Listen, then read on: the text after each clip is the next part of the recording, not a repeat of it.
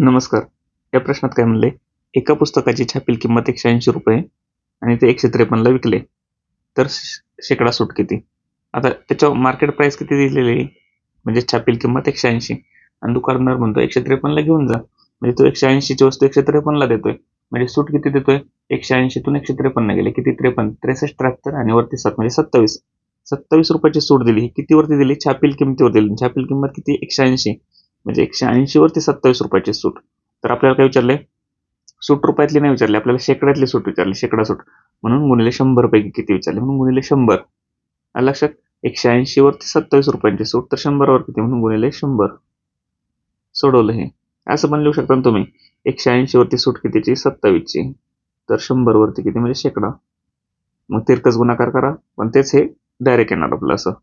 शून्याला शून्य गेलं, किती आले? 9 दुने 18, 9 त्रिक 27. बेक बे बे पंचेता म्हणजे 3 गुणिले 5, 5 त्रिक 15, 15% सूट दिली गेली. पर्याय नंबर 1. समजलं? पहिल्याबद्दल थँक्स.